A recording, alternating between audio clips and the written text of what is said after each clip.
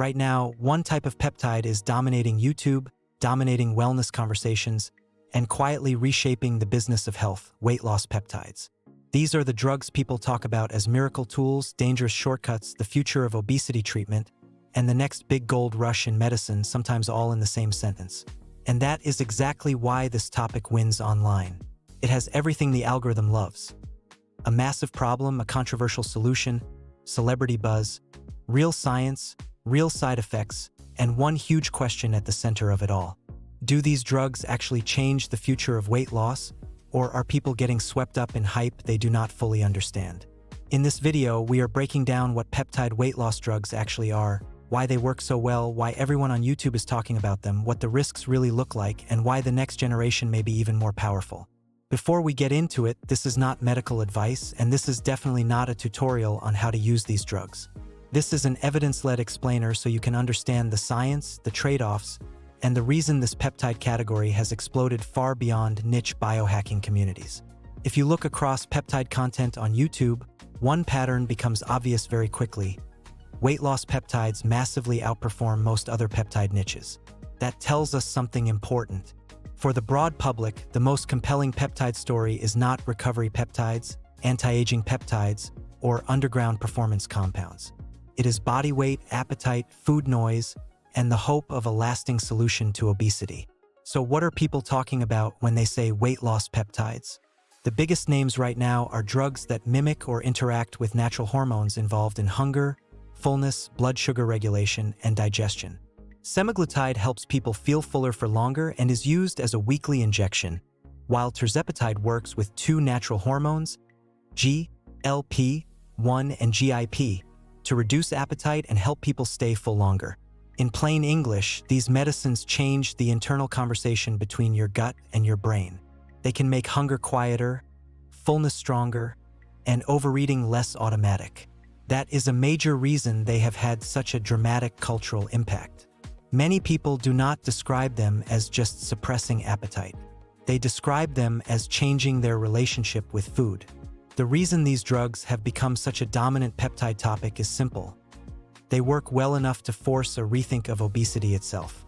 In a Phase 3b trial published in the New England Journal of Medicine, adults with obesity but without diabetes who received tirzepatide had an average weight reduction of 20.2% at 72 weeks, compared with 13.7% for semaglutide.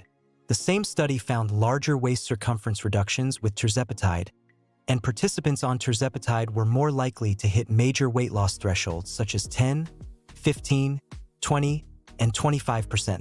That kind of data matters because it shifts the conversation away from minor fat loss hacks and towards something far more disruptive. If a medicine can move body weight by double-digit percentages at scale, it stops being a wellness curiosity and becomes a serious medical, economic, and social story. The hype is intense because these drugs sit at the intersection of several massive forces at once. First, obesity is a huge global health issue, which means any treatment with visible results gets immediate attention. Second, the visual nature of weight loss makes the topic incredibly shareable online. Third, the story is emotionally loaded. For some people, these drugs look like freedom. For others, they look like dependency. And for the internet, that tension is algorithm fuel. There is also a deeper reason. Weight loss peptides challenge a very old cultural narrative that body weight is purely about discipline. When a drug can reliably alter appetite, cravings, and fullness, viewers start asking uncomfortable but fascinating questions. Was obesity always more biological than people wanted to admit? If so, what happens to the self-help industry, the supplement industry, the diet industry, and even social identity around fitness? That is why this topic keeps producing views. It is not just about fat loss. It is about whether medicine is rewriting one of the most emotionally charged problems in modern life. Now for the part that keeps this from being a simple miracle story. Common side effects for semaglutide and tirzepatide include nausea, diarrhea, and vomiting. In a major obesity trial, the most common adverse events in both groups were gastrointestinal, and most were mild to moderate and occurred mainly during dose escalation. That does not mean the drugs do not work. It means they come with trade-offs. And the biggest trade-off may not even be the side effects people feel during treatment. It may be what happens after treatment stops. A 2026 Oxford-led systematic review and meta-analysis covering 37 studies and 9,341 adults found that after weight management drugs were stopped, weight increased by an average of 0.4 kilograms per month. For newer medicines such as semaglutide and tirzepatide, regain averaged 0.8 kilograms per month, with projections suggesting many people could return to baseline within roughly 1.5 years. That is a crucial point. These drugs are powerful, but they are not a magical escape from biology. They may work best when obesity is treated as a chronic condition rather than a short-term project. Even with those limitations, the direction of travel is obvious. The field is moving toward next-generation peptide medicines that may become even more potent, more tailored, and possibly easier to use over time. That is part of why the topic is so hot on YouTube. The audience is not only reacting to what exists now, they are reacting to what may be coming next. Stronger results, different hormone combinations, oral versions, better personalization, and a healthcare system trying to figure out how to pay for long-term obesity treatment at scale. In other words, viewers are not just watching a medication trend. They are watching the early stages of a major shift in medicine. So, what is the truth about weight loss peptides? They are popular for a reason. They appear to work because they target biology, not just motivation. They have already changed the public conversation around obesity. And compared with most other peptide categories, they are clearly the topic with the broadest audience pull and the strongest mainstream relevance. But they are not magic. They can cause side effects.